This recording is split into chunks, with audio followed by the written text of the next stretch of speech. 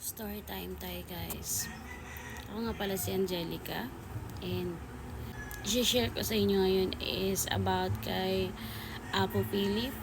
So guys, kung hindi nyo kilala si Apo Philip, si Apo Philip is isang manggagamot sa Batangas. So kung hindi nyo siya kilala, ipapakita ko sa kanya. Ito siya. Ito si Apo Philip guys. Yan siya. Ayan siya. Yan.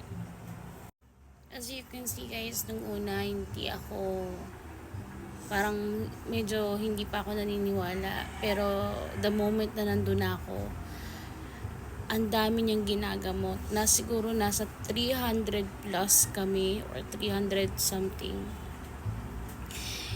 and nakikita ko kung paano niya tignan yung pasyente niya, kung kailangan ba ng doktor o kailangan talaga niyang gamutin.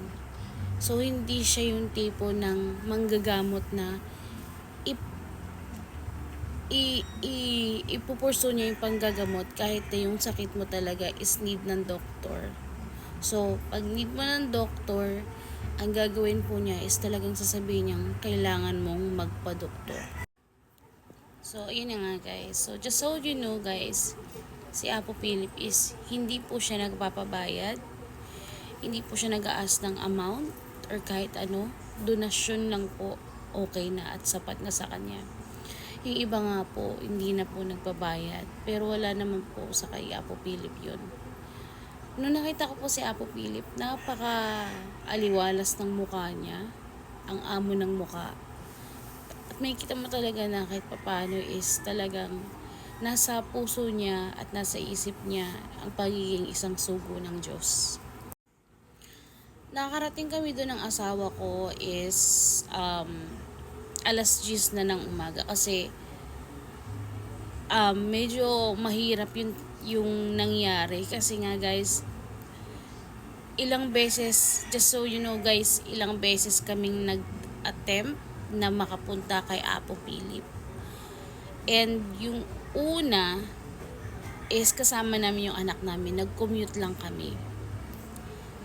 Unang attempt namin guys, nagkaroon ng aberya, biglang parang nag-away kami ng asawa ko, nagkaroon ako ng topak, biglang nag-iba yung schedule ni Apo Philip. So, yun na nga guys, biglang nagbago yung schedule ni Apo Philip kasi dati, parang Sunday, ay hindi, Saturday, Sunday yata siya walang gamutan. Tas naging Sunday, then Monday. So, kami ng asawa ko, hindi na namin alam kung tutuloy kami that time kasi nga may kasama rin kaming bata. Sobrang hirap talagang pumunta doon na may kasama kaming bata. And then at the same time, yung anak ko is nagsusuka siya kasi nga ang dami na naming biyahe na ginawa. So, hindi talaga siya easy kapag wala ka talagang proper na transportation na magagamit like sasakyan. Kung meron kang sasakyan, I'm sure hindi ka mahihirapan. Pero, second attempt namin, so, kasi nga dun sa first attempt namin, hindi na talaga namin kinaya kasi nga napapagod na rin kami. Umuwi na lang din kami at the same time. Nag-attempt kami uli na magpunta ng Sunday and nung nag-attempt kami pumunta, nakamotor lang kami ng asawa ko, hindi namin dala-dala yung anak ko. And right after that is hindi ko ma-explain kasi yung moment na to is ang tagal na ng biyahe namin eh. Siguro nakaka 2 hours na kami and wala naman, perfectly fine naman kasi bago kami pumunta ng Batangas, we made sure na nasa kondisyon yung sasakyan, I mean yung motor. We made sure na change oil siya, napagasan siya, everything is set up na. So, kumbaga, parang akala namin wala nang magiging aberya. After nun, like, ilang minutes na lang, so I think parang 15 to 20 minutes na lang, makakarating na kami kila Apo. Nagkaroon uli kami ng aberya. Out of nowhere, na nabundol or na ano kami, nadaos-dos kami kasi nga sobrang tarik or kitid ng daan at napaka medyo delikado kasi nga sobrang babang-baba talaga siya, parang pababa yung way namin. So parang kami dumahustos kami, and ipapakita ko sa inyo guys na pruweba na naglakad talaga ako at bumaba ako sa sasakyan kasi nga na-aksidente rin kami. So ito yung papakita ko sa inyo.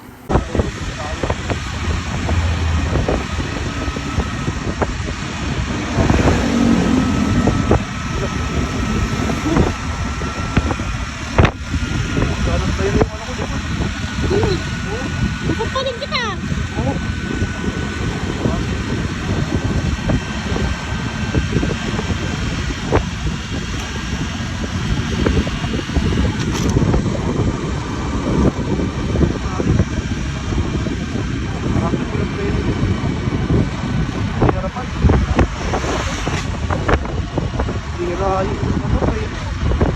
Ano mo?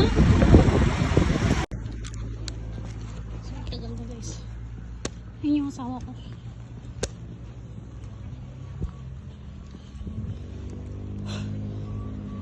Guys, nakakatakot bumaba dito kasi napakatarik. Nakakatakot mag-risk. Kasi feeling ko hindi disgrasya lang kami. Kaya na nga siya. Hindi ko na guys na videohan yung pagdaos-dos namin kasi that time, nung time na nagbe-video ako, tinago ko na yung phone ko sa pocket ng jacket ko.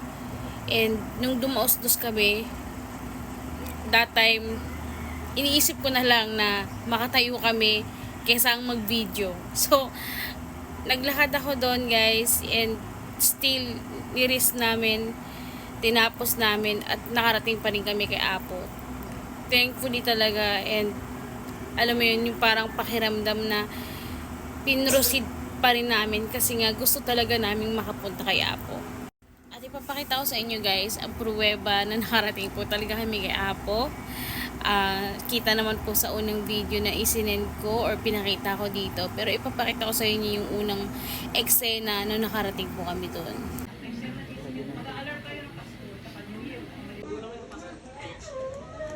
Paalam sa inyo ha, ba't ka naman pati yung bata ang tuturuan yung kagabuhan nyo?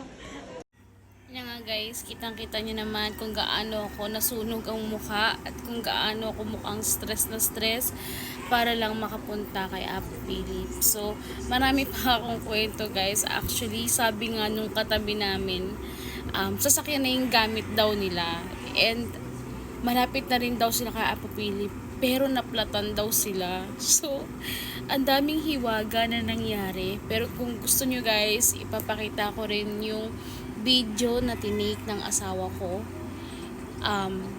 And i-show up ko rin yan dito kung ano yung nangyari. So, i-explain ko sa inyo guys yung next part ng story. Kung ano yung una kong naramdaman nung time na nandun ako sa harap mismo ni Apo Philip. Biruin nyo guys, pang 258 ako. And 259 naman yung asawa ko. But still, hindi ako naging aware at hindi ko talaga mantisin na talagang meron na pala akong karga. So, kung gusto nyo ipakita ko sa inyo guys, comment nyo na lang dito. And ipapakita ko sa inyo at isasend ko sa inyo kung paano ako na-believe kay Apo Philip dahil sa ginawa niya sa akin. So, comment for part 2. Thank you for watching.